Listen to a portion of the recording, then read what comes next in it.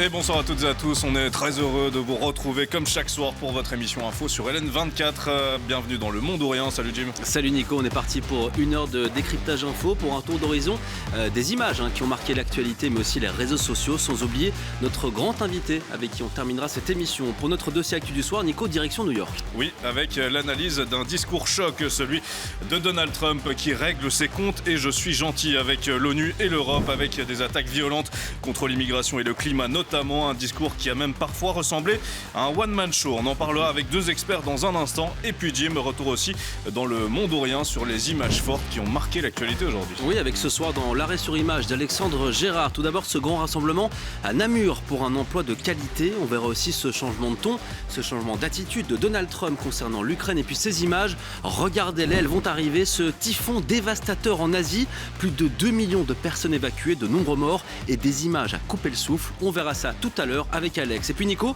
on terminera comme chaque soir avec une rencontre avec une grande personnalité.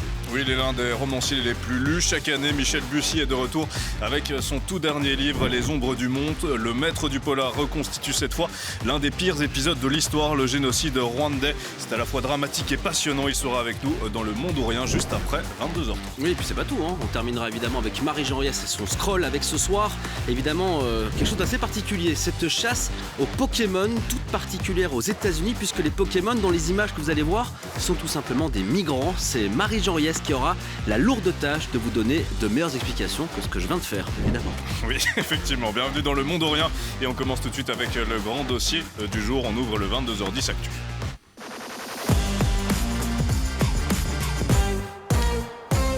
Et Jim, on se doit donc ce soir de revenir sur les propos de Donald Trump hier aux Nations Unies. Oui, un discours, on peut le dire, complètement lunaire, et je vais devoir faire des choix par rapport aux extraits que je vais vous passer, tellement j'ai envie de vous mettre ce discours en entier. Un discours qui a évidemment fait réagir la planète entière, anti-Europe, anti-immigration, anti-OTAN, anti-Nations Unies, climato-sceptique, et comme souvent avec Donald Trump, complètement autocentré. Bon Jim, par quoi on commence ? On a le choix, Commençons peut-être par l'endroit où il se trouvait l'Assemblée Générale des Nations Unies. Il en a profité pour attaquer cette organisation en rappelant que lui, Donald Trump, avait réglé 7 guerres sans recevoir la moindre aide de l'ONU.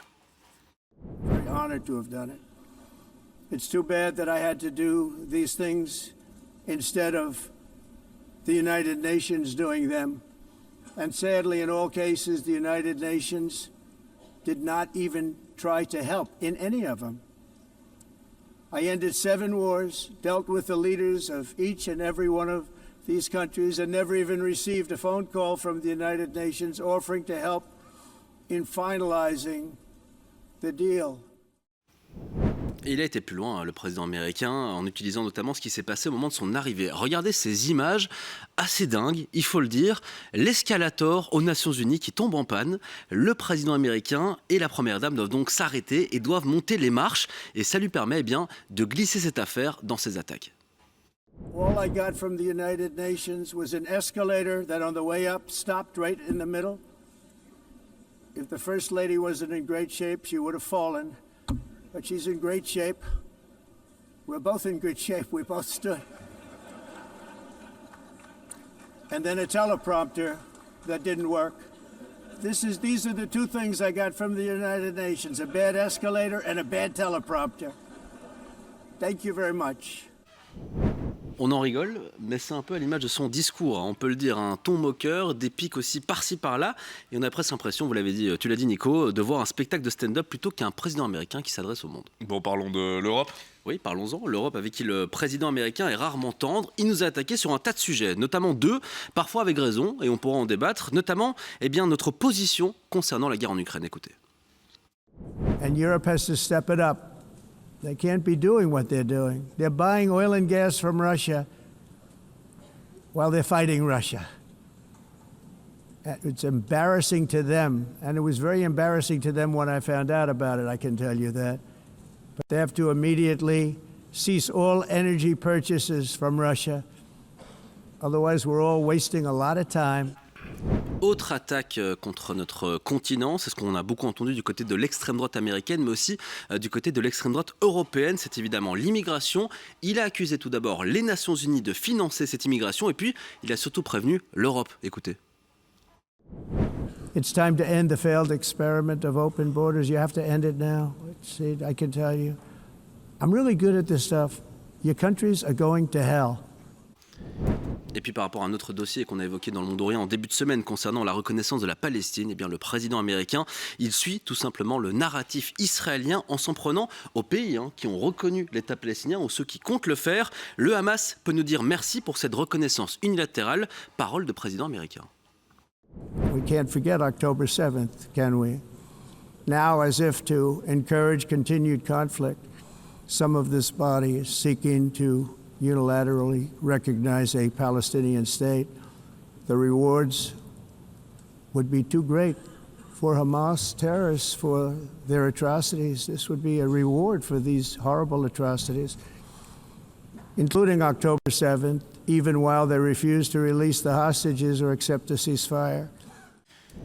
Et un dernier mot, Jim, et c'est peut-être ce qui a le plus surpris hier, le climat. Alors surpris, oui et non, finalement, pour ceux qui suivent Donald Trump, qui connaissent aussi ses arguments, qui lui ont permis notamment de se faire réélire. Il n'y a pas de grande nouveauté, mais ça fait peur, vraiment peur, d'entendre le plus grand leader de ce monde, le patron de la première puissance mondiale, tenir ce genre de discours. Then they said global warming will kill the world, but then it started getting cooler, so now they could just call it climate change, because that way they can't miss. It's climate change, because if it goes higher or lower, whatever the hell happens, there's climate change. It's the greatest con job ever perpetrated on the world, in my opinion. If you don't get away from this green scam, your country is going to fail. Un Donald Trump qui fait donc la leçon au monde entier, un Donald Trump qui fait du Donald Trump, tout simplement.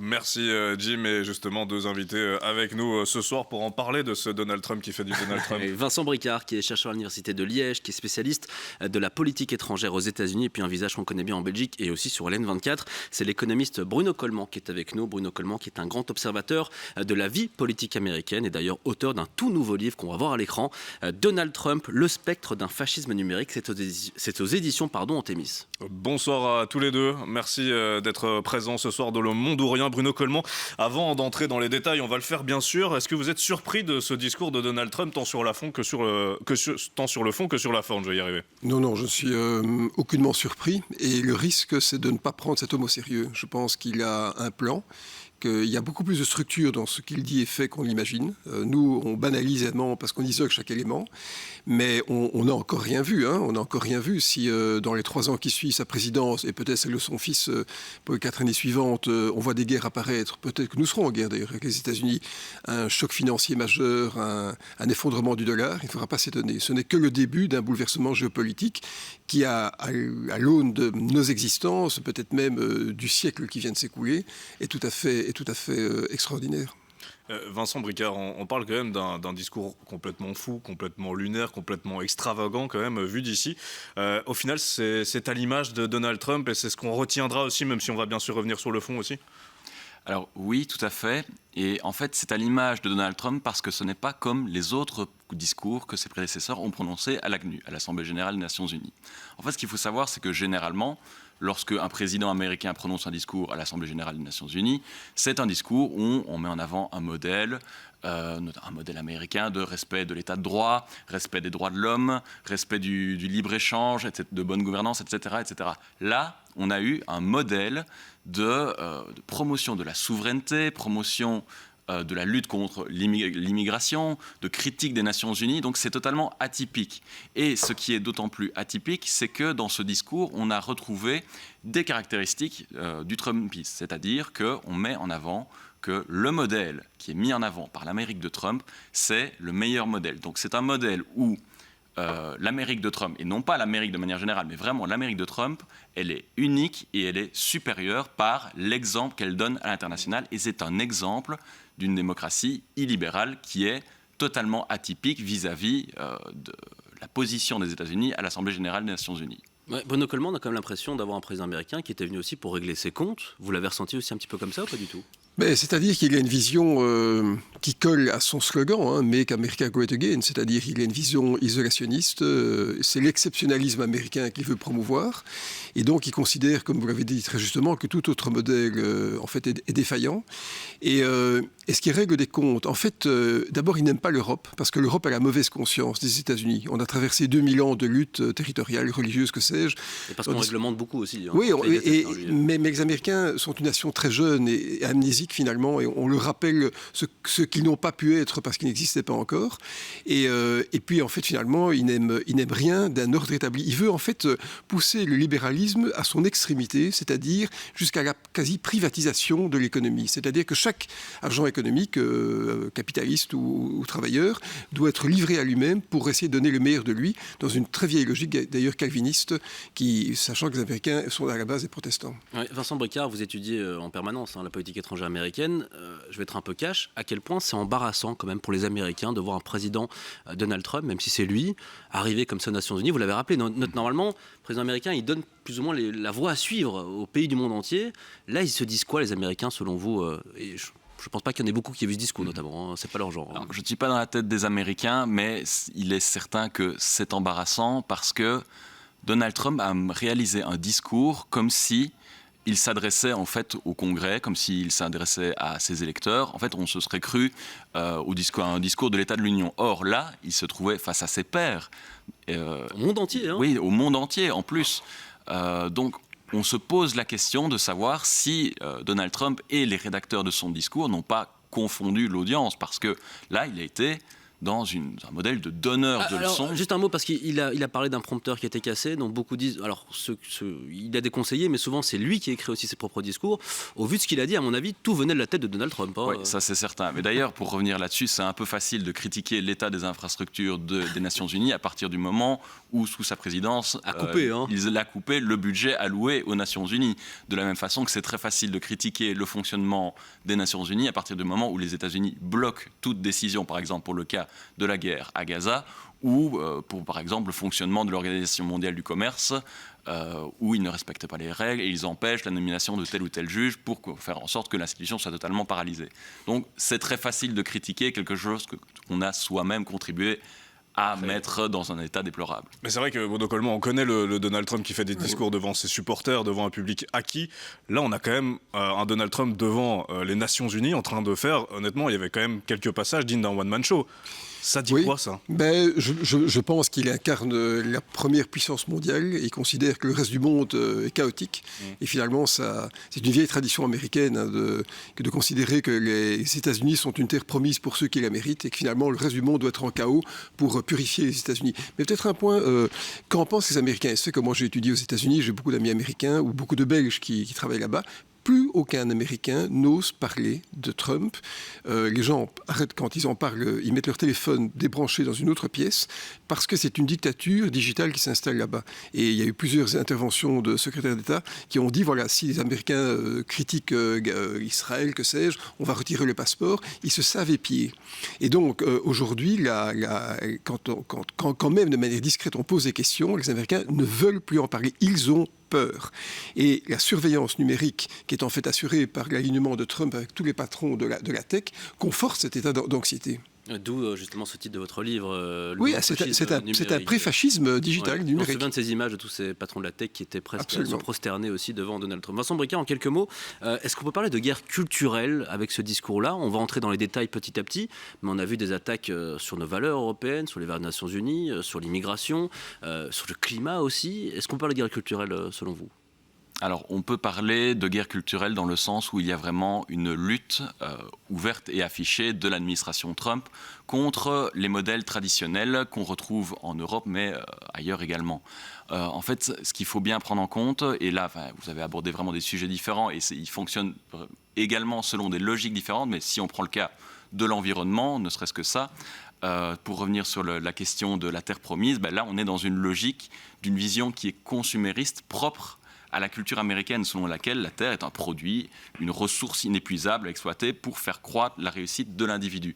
Et là, en fait, c'est une vision typiquement de businessman que Trump adopte lorsqu'il vient critiquer les politiques européennes en matière d'environnement parce que ça nuit au business, à l'implantation des entreprises américaines, mais ça nuit également à l'exportation de pétrole parce que les Européens développent les énergies renouvelables. Or, les Américains, qui sont les premiers producteurs mondiaux de pétrole, veulent accroître encore plus, sous la présidence de Trump, l'exportation de pétrole aux États-Unis. Rappelez-vous forêt, c'était l'un des campagnes de et puis l'Europe a accepté d'acheter des produits énergétiques américains pour des centaines de milliards de dollars, donc il ne faut pas l'oublier tout ça. Parce qu'on a aussi coupé aussi ce qui venait de Russie. Il faut vraiment diversifier aussi. Bruno Coleman, on a vu toutes ces attaques de Donald Trump, on en a vu en tout cas beaucoup avec Jim. Est-ce qu'il y a une attaque qui vous a marqué, vous en particulier, de sa part ? Mais celle qui m'inquiète le plus, c'est le climat. Parce que c'est un risque existentiel et finalement cette espèce de débauche d'argent, de richesse, de consumérisme, ça a l'air d'être le dernier tressaillement d'une terre qui va mourir bientôt. Il parle d'arnaque. Mais attention, ce que dit Trump va conforter toutes les personnes qui pensent comme lui en Europe ou ailleurs et va libérer de contraintes morales des hommes politiques en Belgique ou dans d'autres pays, parce que ces gens vont se dire mais finalement si lui peut se permettre de le dire, pourquoi pas nous ?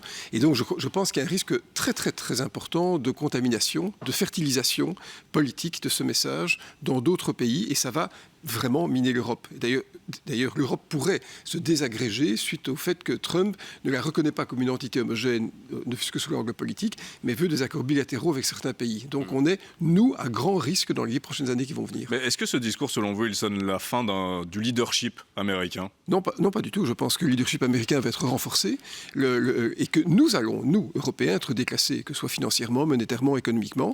Et il y a deux puissances qui émergent, vous savez que c'est la Chine et les États-Unis.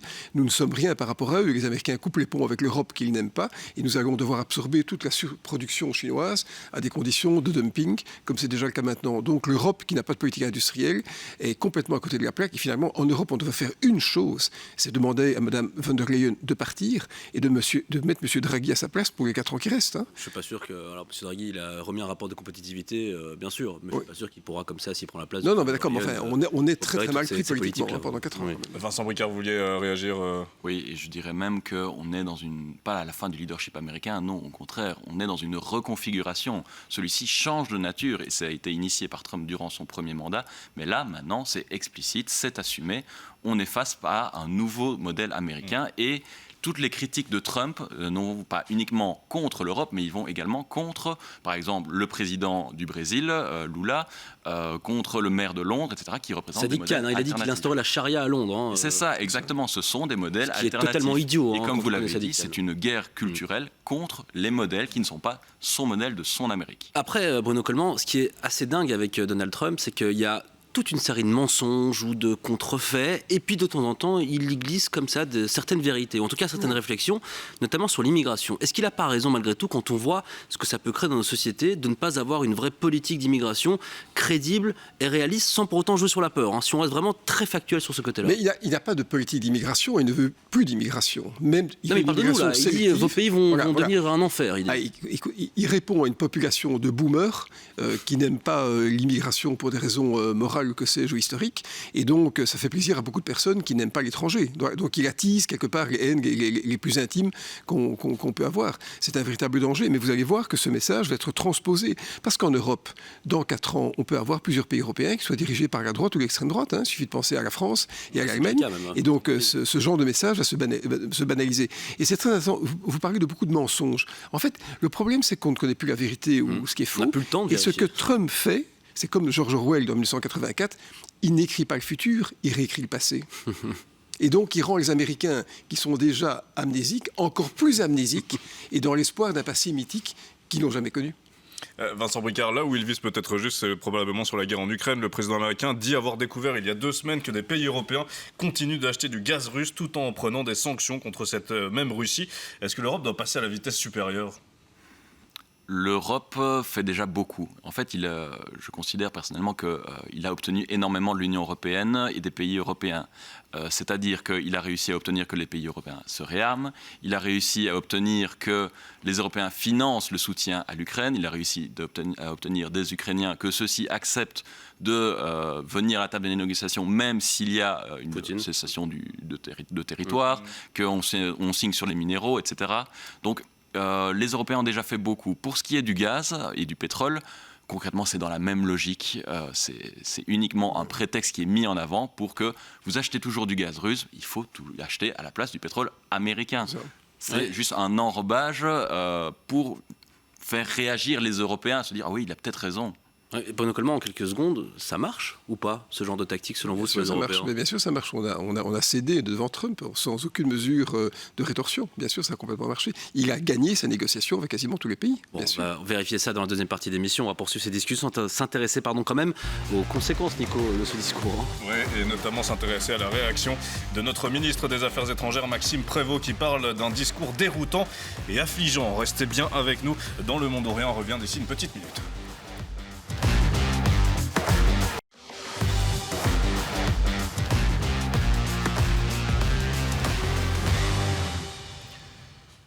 De retour dans Le Monde Orient, la seule émission qui vous apporte de l'information chaque soir de la semaine, et c'est bien sûr sur LN24. Nico, on parlait du discours de Donald Trump, et ce discours, il a évidemment fait réagir. Et comment ne pas réagir quand on récapitule tout ce qu'il a dit? Un discours autocentré, anti-immigration, anti-Europe, anti-climat, anti-OTAN, anti-plein de choses au final. Et ce discours n'a laissé personne indifférent, et en particulier notre ministre des Affaires étrangères, Marie-Jean Riez, revient sur la réaction de Maxime Prévost.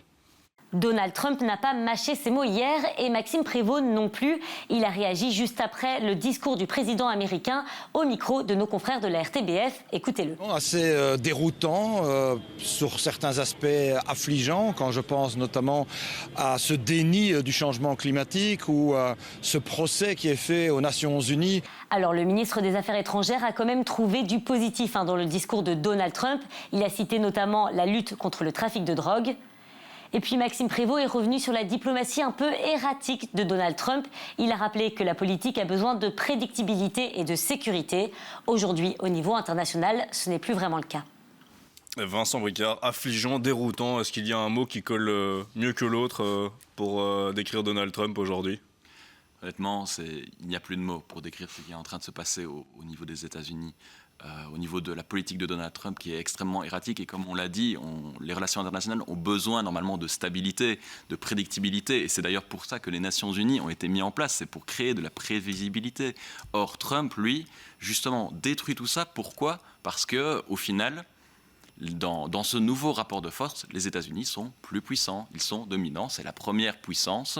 D'un point de vue matériel. D'ailleurs, il ne s'est pas privé d'en parler durant tout son discours, de dire voilà, nous sommes meilleurs d'un point de vue économique. Grâce à moi, j'ai obtenu des traités pour cessation de cette guerre. Voilà. Ouais. Donc c'est l'idée, selon lui, que selon les nouveaux rapports, maintenant c'est la fin du multilatéralisme, on est dans le retour des rapports de force, la fin de la prévisibilité pour donner la place aux États-Unis comme puissance dominante. C'est exactement ce qu'a dit Maxime Prévost, notamment hier. Bruno Coleman, vous qui êtes économiste et qui vous y connaissez en stabilité et l'importance aussi de stabilité pour éviter d'autres conséquences, il a dit il faut bien reconnaître qu'on se sent parfois comme une boule de flipper. Dans le sens qu'on ne sait pas très bien où ça va aller, et quand c'est pas stable, c'est difficile évidemment de le prévoir. Comment on peut assurer une continuité, une stabilité avec un personnage comme Donald Trump si c'est encore possible? C'est impossible.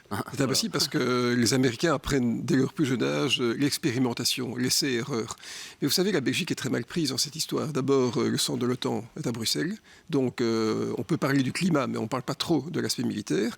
Et deuxièmement, on vient de commander quelques F-35 en plus aux Américains. On est aussi dépendant des Américains pour notre défense. Et il y aura un jour une extension du conflit avec la Russie, sans doute avec les États baltes. Donc on sera impliqué de manière peut-être... On sera peut-être en guerre indirectement avec la Russie, s'il y a les États baltes qui sont envahis. Donc je pense que Maxime Prévost... de l'OTAN qui fait qu'on est voilà, de manière indirecte. Voilà, donc Maxime Prévost est très très très prudent, et je pense qu'il a raison de l'être. Trump est imprévisible, mais il y a un proverbe latin qui dit Jupiter rend fou ceux qu'il veut détruire. C'est exactement ce qui est en train de se passer maintenant. Je crois que c'est Virgile qui avait dit ça. Ben, il nous rend fous, on ne sait pas quoi faire, mais qu'est-ce qu'on fait alors? On réagit comment? On devrait d'abord trouver des forces intérieures en Europe, c'est-à-dire avoir une défense homogène et structurée. On voit déjà que les Français et les Allemands ne se mettent pas d'accord sur un avion de combat. On devrait avoir des politiques industrielles dignes de ce nom. On devrait avoir une structure politique qui soit cohérente. Quand on voit la force physique de Trump qui va d'un pays à l'autre, qui bouge avec une vivacité absolument incroyable, nous sommes statiques par rapport à cet homme. Donc il montre un dynamisme même personnel dans ses déplacements. Donc on devrait avoir une restructuration complète des instances européennes, et je pense se concentrer sur nos forces économiques. Je parle du rapport Draghi. Si on ne met pas en œuvre l'innovation qui est préconisée, mais on sera de perdant chaque jour un peu plus. Oui, Vincent Bricard, votre position là-dessus aussi, est-ce qu'on doit réellement s'opposer aujourd'hui à Donald Trump? Qu'est-ce qu'on fait, nous, Européens, aujourd'hui? On ne saurait pas réagir avec nos moyens actuels. Si je reviens sur ce qui s'est passé durant le premier mandat de Donald Trump, en reprenant le cas de l'accord sur le nucléaire iranien, qui avait été signé à Vienne, les Européens, lorsque Trump en est sorti, ont essayé de le maintenir, de contourner les sanctions. Ils ont mis en place un système qui aurait permis, soi-disant, d'un point de vue théorique, aux entreprises de pouvoir continuer à commercer avec l'Iran. Ce système n'a pas marché.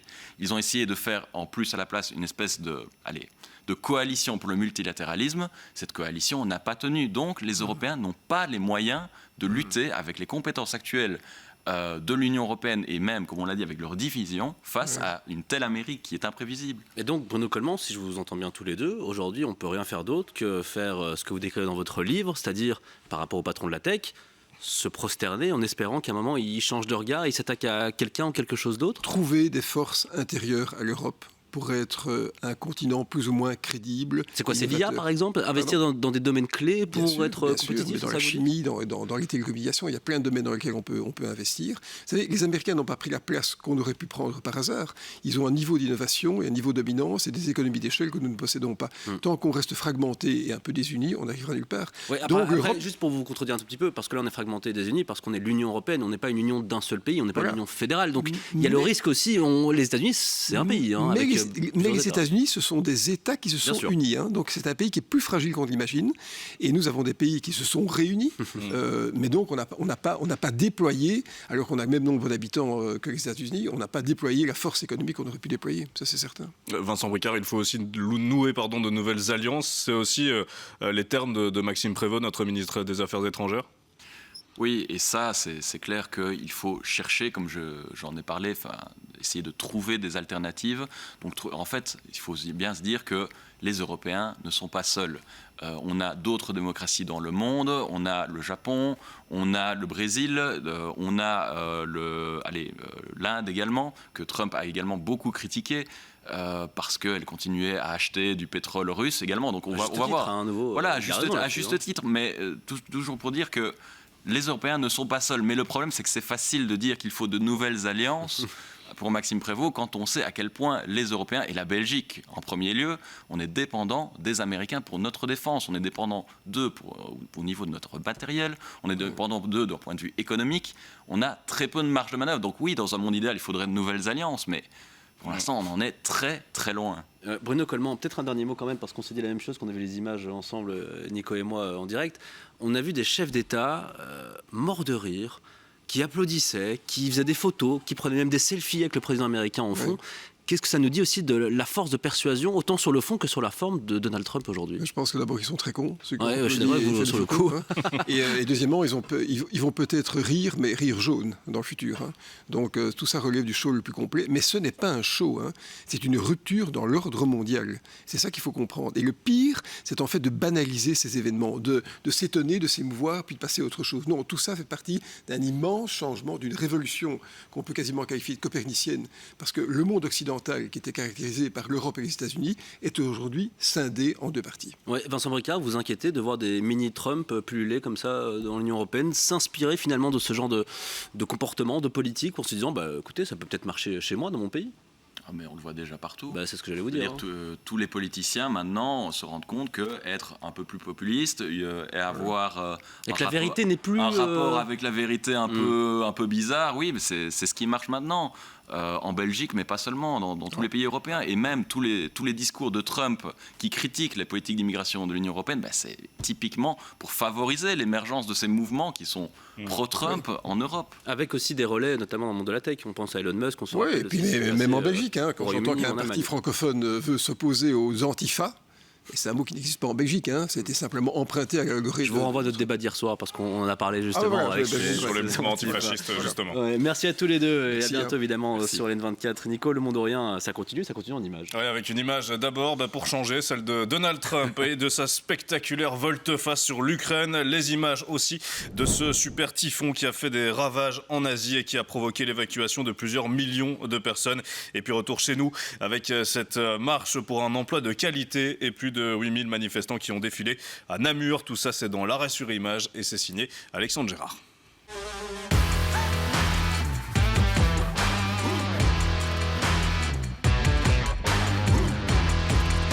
Et on commence cet arrêt avec Donald Trump. Et oui, encore lui, on connaît le manque de constance du président américain sur certaines déclarations. Nouvel exemplaire sur Trousse Sociale. Après avoir pris connaissance et compris pleinement la situation militaire et économique de l'Ukraine et de la Russie, et après avoir constaté les difficultés économiques que cela cause à la Russie, je pense que l'Ukraine, avec le soutien de l'Union européenne, est en mesure de se battre et de reconquérir l'ensemble de son territoire sous sa forme initiale. Dans ce message, il ajoute que Kiev pourrait même aller plus loin que ça. Il s'en prend aussi à la Russie, tigre de papier selon ses termes. Si certains ont pensé il y a quelques semaines que Donald Trump était mort, le président américain prouve qu'il est plus en forme que jamais. Sa volte-face spectaculaire est évidemment bien accueillie par Volodymyr Zelensky. Beginning our meeting, but I think what is more important, what we discussed, I will not share all the details this time of our discussion, but it was good. Mais comment réagissent les citoyens ukrainiens à cette nouvelle déclaration ? C'est l'incertitude qui plane dans le ciel de Kiev et cette nouvelle posture de Donald Trump n'y changera rien. Він змінює свої думки швидше, ніж вимовляє їх, тому це не викликає не то, що довіри. Тобто, почекаємо тиждень, він щось може інше сказати. Якщо під ці думки буде зроблена хоч якась мінімальна дія, тоді це буде. Le changement radical de position intervient dans une escalade de tensions en Europe. Ces derniers jours, des drones ont survolé certains pays de l'OTAN. Après la Pologne, c'est le Danemark qui a dénoncé une attaque. So he uses different types of long-distance drones to understand how Europe is ready. So I don't know what country, again and again, but does Europe ready? Than what they have. Entre les attaques de drones de plus en plus à l'ouest de l'Europe et les derniers propos de Donald Trump, la guerre en Ukraine prend sans doute un nouveau tournant. Direction Taïwan maintenant avec des images de dévastation impressionnantes. Sur cette image, on voit une femme prise au piège dans l'eau. Le super typhon Ragasa est passé. Il a rompu la digue d'un lac avant que l'eau déferle dans les rues de ce village à l'est de l'île. Le bilan est lourd, une dizaine de morts et de blessés et plus de 100 personnes sont encore portées disparues.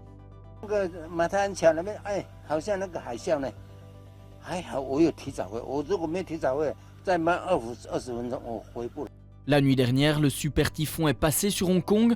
La ville est à l'arrêt, la population confinée. Des rafales de vent de 206 km/h ont été relevées dans certaines régions. Malgré la situation catastrophique, les habitants restent sereins.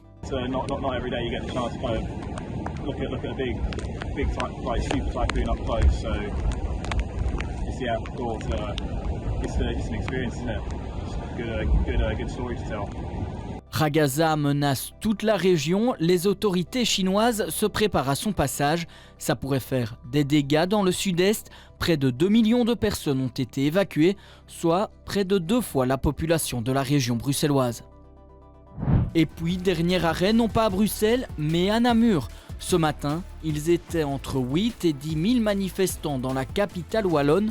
Une marche pour un emploi de qualité, pour dénoncer l'absence de concertation sociale. En ligne de mire, le gouvernement wallon. Et donc aujourd'hui, vous voyez qu'on est très très nombreux pour dire qu'on a envie de travailler, on a besoin de travailler dans de bonnes conditions et que c'est vraiment du soutien des gouvernements dont on a besoin plutôt que d'une stigmatisation de celles et ceux qui travaillent et qui se lèvent tôt pour le faire. Autre motif de contestation, les mesures de l'Arizona qui sont couplées à celles du gouvernement wallon, les syndicats dénoncent un appauvrissement de la population. Si vous prenez une augmentation du prix de l'énergie, une augmentation des loyers et autres au niveau wallon, et que vous ajoutez à cela une diminution des pensions, une diminution des salaires si vous travaillez la nuit et ainsi de suite, eh bien beaucoup de travailleurs aujourd'hui commencent à se rendre compte que l'addition des mesures prises au niveau régional et au niveau fédéral sont vraiment négatives pour quasi l'ensemble du monde du travail. Le rassemblement a démarré à 8h de la gare de Namur. Le cortège s'est ensuite rendu à la confluence jusqu'à 13h. Et voilà, c'est la fin de notre arrêt sur image. On se retrouve demain pour 3 nouvelles images qui auront fait l'actualité. L'arrêt sur image d'Alexandre Gérard, c'est tous les soirs dans Le Monde Orient. Puis quand vous le souhaitez, vous qui nous regardez sur LN24.be. Nico, dans quelques instants, on va complètement changer d'ambiance. C'est l'écrivain Michel Bussy qui va venir s'installer. Oui, avec l'un des auteurs les plus lus, ces thrillers cartonnent. Mais cette fois, Michel Bussy s'éloigne de ses polars habituels pour explorer un terrain inédit. Son nouveau roman, Les Ombres du Monde, s'attaque à l'un des pires épisodes de l'histoire, le génocide rwandais. Michel Bussy dans Le Monde Orient, c'est d'ici quelques instants. Restez bien avec nous sur LN24.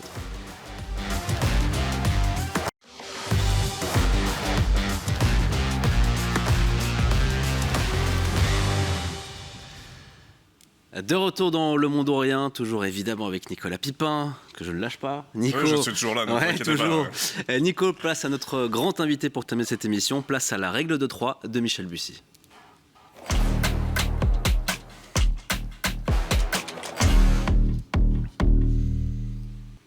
Et Nico, comme chaque soir, 3 mots pour présenter la personnalité présente face à nous sur le plateau d'Un Monde Orient. Oui, et le premier mot que j'ai choisi pour votre portrait, c'est twist, parce que oui, au fil du temps, on vous a collé cette étiquette de roi du twist, et dans un twist, on n'a pas le droit de mentir. Je vais donc essayer de m'en tenir qu'à la vérité. Michel Bussy, vous êtes né le 29 avril 1965 à Louviers, dans le département de l'Eure. L'Eure qui est un département très sympathique, mais adolescent. Ce qui vous fait rêver, c'est la comté et la terre du milieu. Vous aimez les sagas, comme celle, forcément, de Tolkien et du Seigneur des Anneaux. Et en parlant de cinéma, et pour revenir à ce mot twist, le meilleur exemple de twist au cinéma pour vous, c'est ce film. Je vois des gens qui sont morts. En rêve, tu veux dire? Quand tu es éveillé.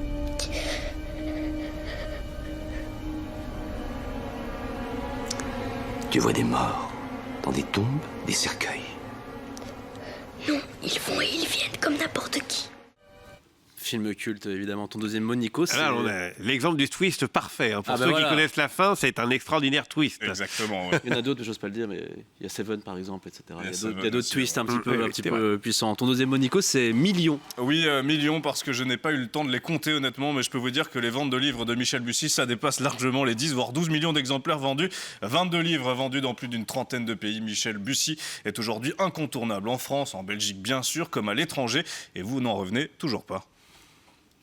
Ouais, on a vraiment l'impression de traverser le miroir, moi. Enfin, c'est vraiment cette impression-là, moi, quand à la fin de l'année, il y a toujours des classements des auteurs qui ont le plus vendu dans l'année, et donc je crois que je rentre à la 8e place, hein, quelque chose comme ça, et c'est l'année où Amélie Nothomb m'en sort, quoi. Et je me dis donc, et quand je regardais les noms à côté de moi, c'était Bock von Kino, Sanaga Valda, enfin que des auteurs que j'adorais lire. Je dis mais il y a mon nom à côté de ces auteurs-là, et Amélie Nothomb en a vendu moins que moi, quoi. Enfin, c'est un truc assez stupéfiant.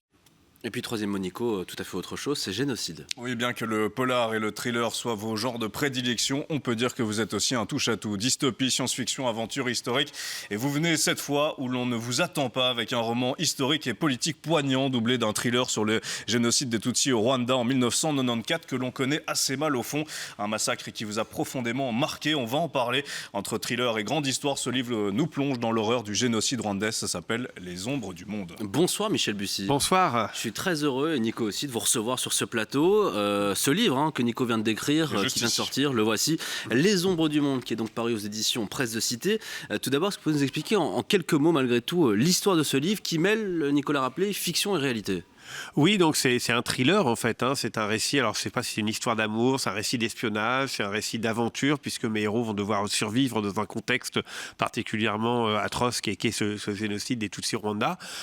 Et donc je mets en scène, en fait, ça commence par une histoire d'amour, c'est-à-dire une jeune démocrate rwandaise, donc Espérance, et puis un militaire français, Yorick, hein. C'est en octobre 90, au moment où les Français arrivent au Rwanda, un commando parachutiste, et puis ils vont traverser tous les événements du Rwanda, et puis comme souvent dans mes romans, j'aime bien mêler plusieurs temporalités. Et donc, le roman se passe aussi aujourd'hui, en 2024, enfin en 2025, quand Yorick est devenu grand-père, 30 ans plus tard, et il ramène sa fille et sa petite-fille au Rwanda.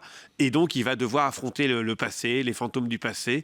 Et donc, je mêle le passé et les présents, notamment parce que Maë, qui est sa petite-fille, va découvrir le journal de sa grand-mère, Espérance, et donc découvrir à travers ça le Rwanda moderne d'aujourd'hui, mais aussi ce qui s'est passé il y a 30 ans. Et donc, tous les secrets qu'on lui a toujours cachés. Alors c'est très bien résumé honnêtement vu la taille du livre. Bravo. Ça va, hein. Alors ce n'est pas par hasard que vous écrivez sur ce sujet. Je le disais, ce sujet il vous a profondément marqué et depuis très longtemps. Pourquoi ?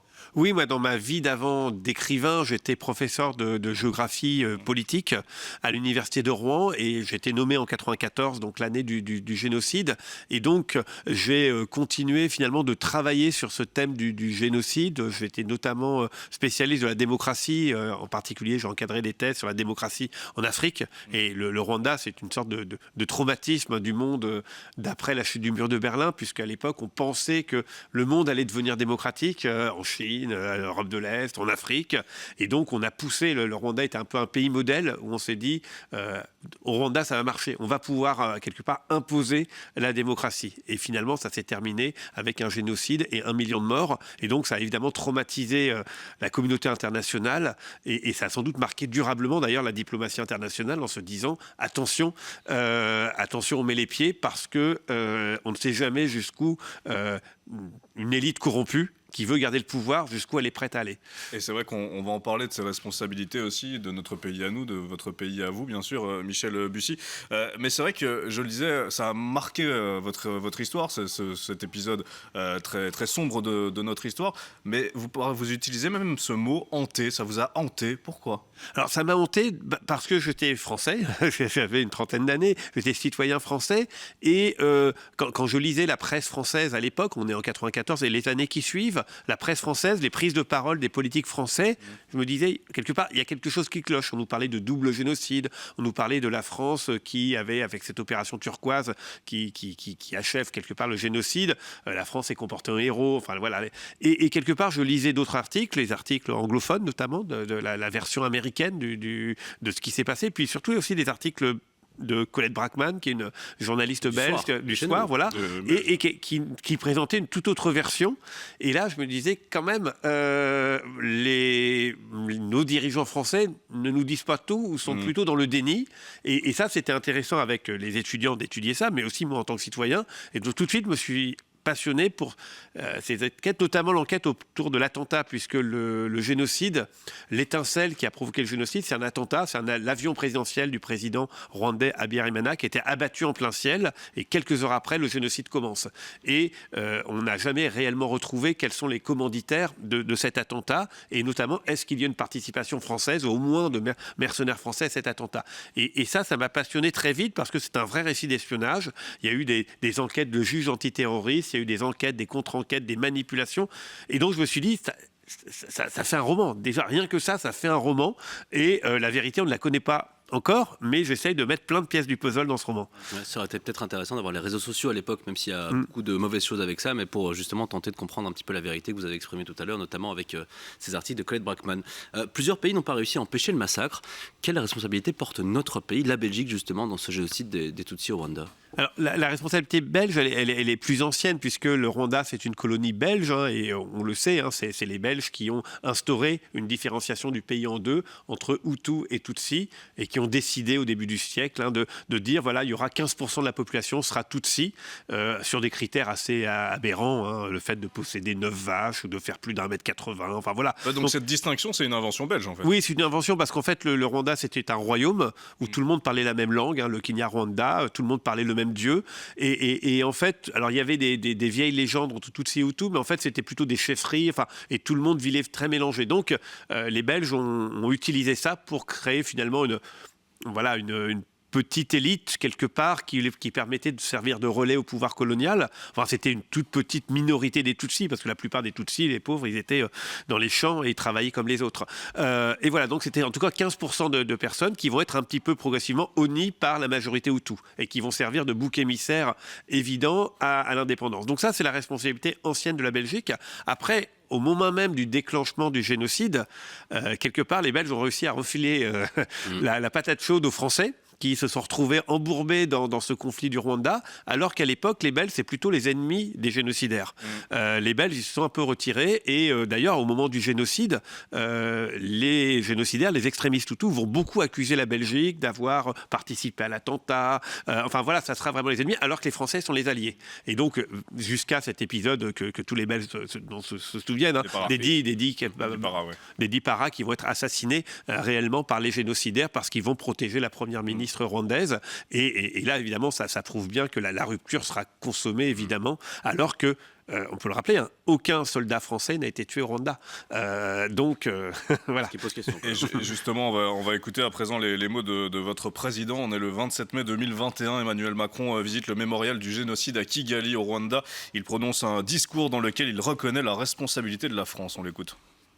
En me tenant avec humilité et respect à vos côtés ce jour, je viens reconnaître nos responsabilités. C'est ainsi poursuivre l'œuvre de connaissance et de vérité que seule permet la rigueur du travail, de la recherche et des historiens. Et nous le poursuivrons encore. La France qui assume une responsabilité, mais qui ne présente pas ses excuses. Oui, il a un peu tergiversé encore. Emmanuel Macron progresse. Nicolas Sarkozy était venu à Kigali, il avait commencé à dire quelques mots. Bon, Emmanuel Macron n'a pas présenté d'excuses. Il a parlé de la responsabilité accablante de la France, qui est déjà énorme, mais il ajoute un petit peu comme les autres, quoi. Voilà, on est peut-être un peu plus responsable que les autres, mais enfin, les autres ne sont pas bien comportés non plus. Bon, on attend quand même, enfin moi j'attends en tant que citoyen français qu'un jour un président clairement dise, comme Jacques Chirac l'a fait sur la rafle du Veldiv, bah oui, on s'excuse, nous n'avons pas été à la hauteur, nous avons commis des erreurs, nous avons soutenu des gens qui ont été condamnés pour crimes contre l'humanité. Nous nous excusons au nom du peuple. Et c'est assez simple finalement, la vérité maintenant, elle est connue. Au final, Michel Bussy, c'est quoi l'objectif de ce livre ? En fait, ce génocide est très très méconnu en France. Je ne sais pas comment il est perçu en Belgique, mais en tout cas, en France, il est très méconnu. Je pense même qu'il y a une majorité des gens qui pensent encore que, ma foi, au mieux, ils savent qu'il y avait des Hutus et des Tutsis. Qui a tué qui, ils n'en savent pas trop plus. Ça paraît étonnant, parce que vu Belgique, c'est vrai qu'on apprend généralement cette histoire. Voilà, et alors ça commence en France, ça commence à être enseigné un petit peu, mais c'est très flou. Et puis surtout, il y a eu quand même tout un contre-discours en France qui visait à dire... Finalement, ce sont des guerres ethniques. Finalement, ce sont des peuples qui se seront entretués. Et quand même des discours révisionnistes qui visent à dire « Ouais, mais quand même, les Tutsis ont aussi tué des Hutus. Et puis finalement, est-ce qu'on a vraiment bien compté le nombre de morts ? Et puis, quand même, Paul Kagame, c'est pas un saint. Et la preuve, aujourd'hui, il arme le M23. » Donc, il y a tout. Et tout ça n'a rien à voir avec le génocide. C'est-à-dire qu'on peut parler de géopolitique avec le Rwanda, le Congo, etc. Mais le génocide, c'est un fait qui est désormais établi et tout révisionnisme ou tout négationnisme doit être traité comme tel.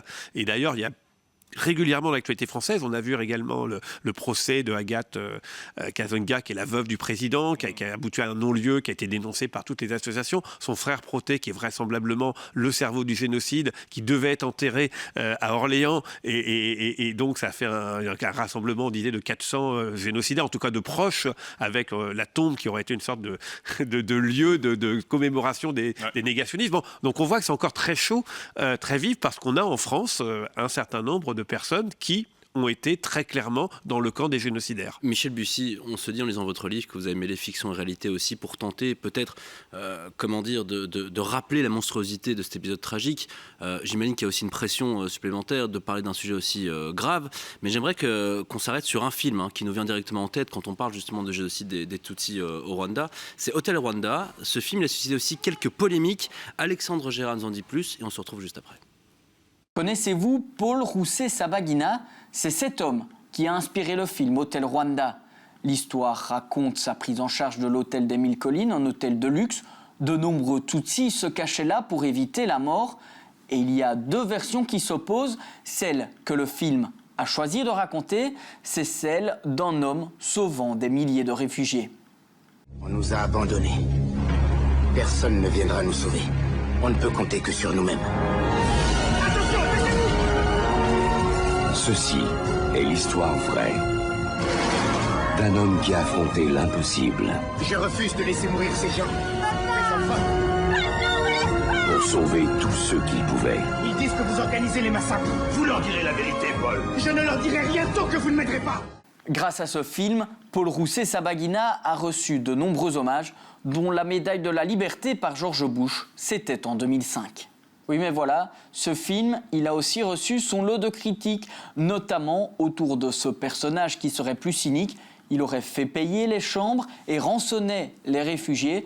Et puis, le pouvoir rwandais l'a accusé d'être d'accointance avec certains milieux extrémistes, voulant prendre le pouvoir par les armes.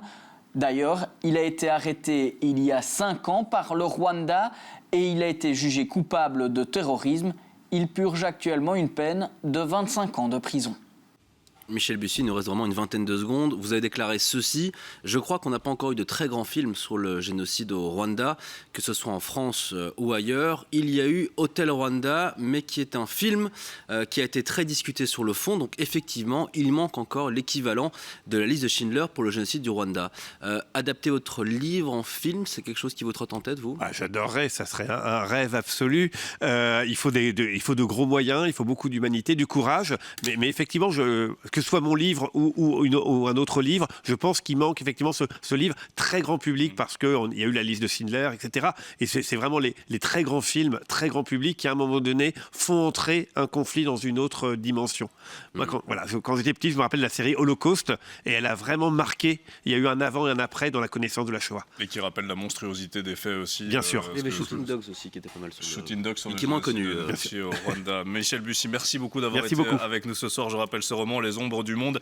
C'est publié aux éditions Presse de la Cité. Et honnêtement, les critiques sont dithyrambiques. Donc foncez-y. Comme souvent avec Michel Bussy. Quant à nous, c'est le moment de faire un tour des réseaux sociaux, de ce qui a buzzé sur Internet. Place au scroll de Marie-Jean Riès.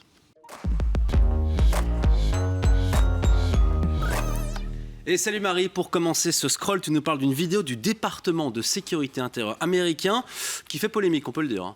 Oui, mais d'abord, je vais vous remettre en tête un petit générique. Regardez, je vous promets que ça a un rapport. Un jour je serai le meilleur dresseur, je me battrai sans répit. Je ferai tout pour être vainqueur et gagner les défis. Pokémon, attrapez, c'est notre histoire. Ensemble pour la victoire.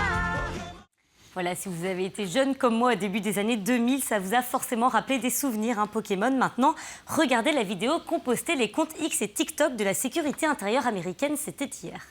I wanna be the very best, like no one ever was.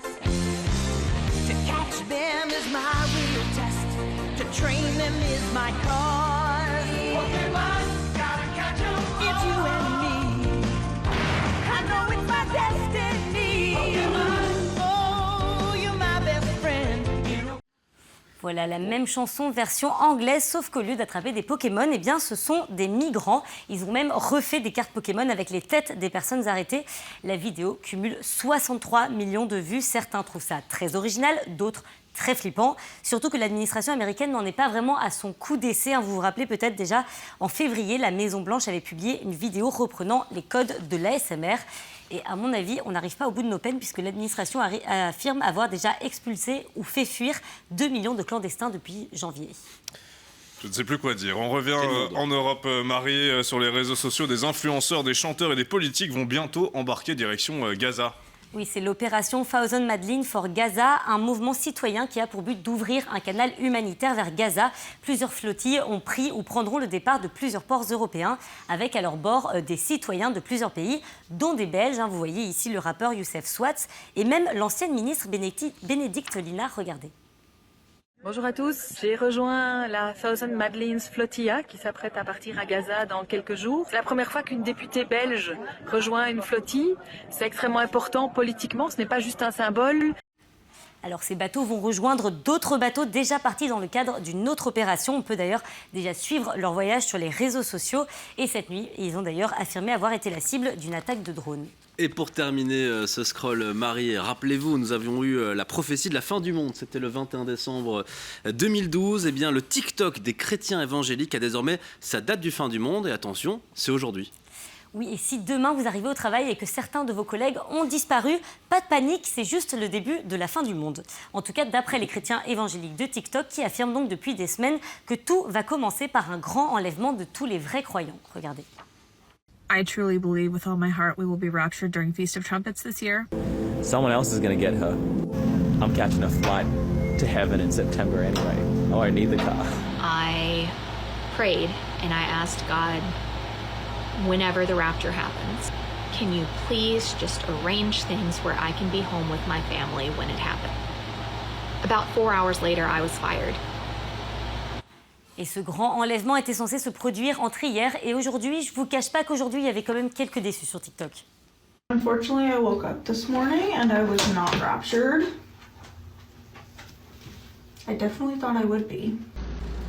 It is September 23rd, and we're still here. Alors en même temps, il ne faut pas trop s'étonner au vu de l'origine de cette prophétie, puisque c'est ce pasteur sud-africain qui l'a lancé et il affirme lui que Jésus lui est apparu et qu'il lui a dit ceci. There is a date on the 23rd and the 24th of September 2025. 2025. So what happens to 2026 now? 2026, what he was telling me is that there will be no World Cup 2026.